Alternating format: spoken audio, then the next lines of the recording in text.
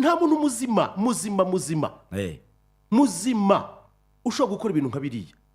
Mutabaruka gutinyuka ugafata icupa rya Heineken ukajya kurishyira mu myanya yawe y'ibanga muri aka gurupe k'abakobwa, abana b'abakobwa bato akaryishyiramo. Yes. Buretse gato ibi bintu bwabyo uwo muntu akwiriye gushinjwa kwangiza imyanya myibarukiro, kwitesha agace iye, kuko burya wowe ntabwo uri uwawe, uri wa leta. Nawe ni wibeshye wo Mutabaruka none kugira ngo ubwire uzihe ibintu by'ubujye uri uvuga uti ubu ngubu ngewe Mutabaruka ngiye kwikata igitsina, ujya ahantu urebe ko batagufunga. Oye bigerageze nanone ngo bishyiremo ngo icupa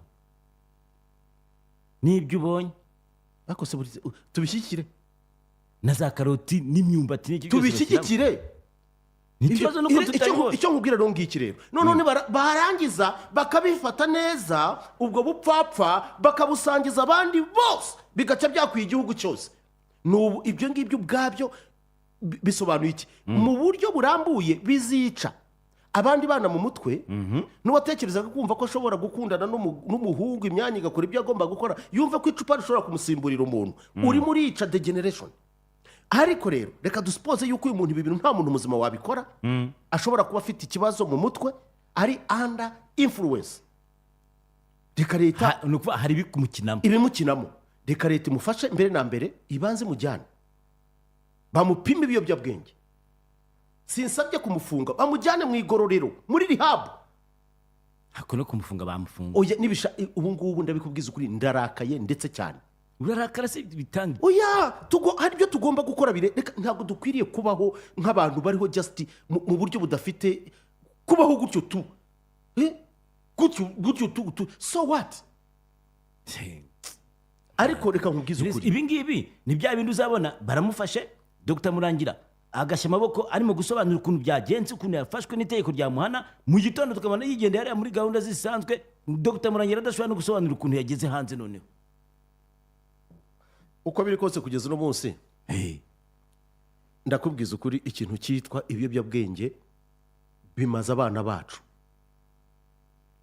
cyane aba bana b'abakobwa barashize. Ege nibyo bicupa bijombagura nabyo ni ibiyobyabwenge. Ntabwo ushobora kwijomba icupa monami. Uzi ko kugira ngo wijomba icupa wajya gutega wenda bikagira inzira, kandi ngo nabyo akifotora akabishyira habona, kuko niba abantu babibonye nuko yabishyize hanze. Ariko seriously bugacya mu gitabo bati banshimuse ngo urubuga rwanjye barushimuse. Ibi rero nibategura itegeko no mu bihano birimo hakabamo guhana abantu kutazongera gukoresha imbuga nkoranyambaga mu gihe runaka kugira ngo iyo addiction nayo ubwayo bashiremo n'ibindi bitandukanye. Hanyuma ikindi kandi bazahindura amazina. Hanyuma ikindi bakoreshe ka gasysteme k'Ubufaransa. Ko niba ugiye gufungura imbuga nkoranyambaga shiraho indangamuntu yawe kugira ngo ubugoryi bwose uzakora abantu babumenye. Utayishyira bidafunguka. Ibi mushobora kubifata gutya ariko abatekereza sinzi icyo duhaze, sinzi umurengwe dufite, ariko aho turi mu kugana ni habi ndetse cyane kurushaho. Ngiye ntacyo bimbwiye. Maybe I will be gone. Kora Mutabaruka nawe ndabona ibyo bihe bibi atazabibona. Ibi mu myaka nka 20 iri imbere. Ibyo turi kubona se ubu ngubu ni byiza. Biteye isoni. Ariko it's now or never. Dutekereza uyu munsi turebe. Ibi ni ibintu biteye isoni. Uraza ukareba ugasanga abantu bose babaye ibihugu nuko bigenda bipfa. Abantu mubibona murebera. None ukabona ariko nk'uyu munsi hagira abantu bamfasha. Nk'abari mu nteko ishinga amategeko cyane muri komisiyo y'imibereho myiza y'abaturage ngira ngo ndetse bijya.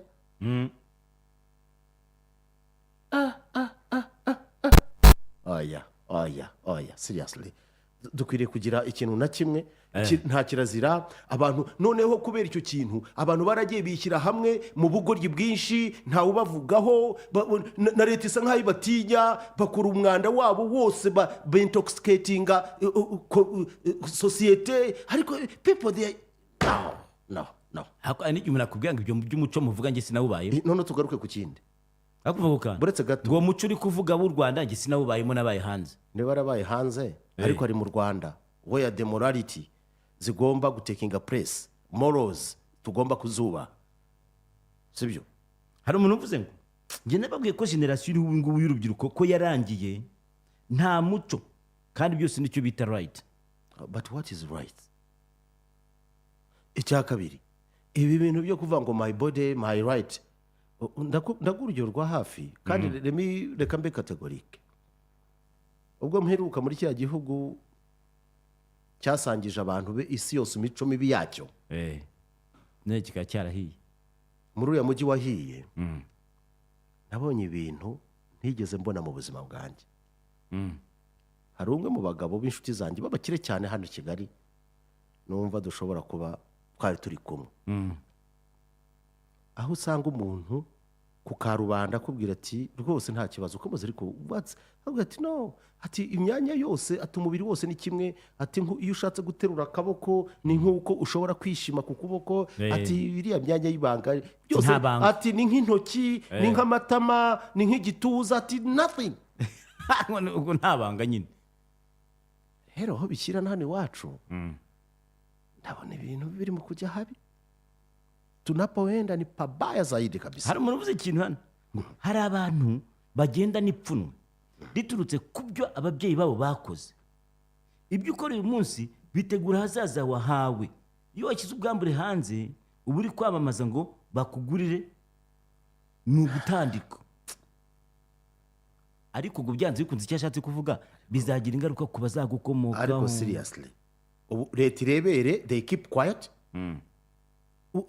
Ibi ngibi abantu barebere, just we look and then as if nothing is happening. Umuntu yavuze ngo kera abantu bajyaga bivuga imyato ku byo bagezeho, none ubu ngo umuntu ngo yirata igitsina ngo kinini ngo arakaze ngo ararenze. Hari komisiyo ngo y'umuryango n'uburere mboneragihugu. Ubu burere mboneragihugu ni ubuhe my people? Niba harimo uri muri iyo komisiyo yanyandikira, ibintu biteye isoni. Ariko ukabona yes ni ibisanzwe, ayewewe.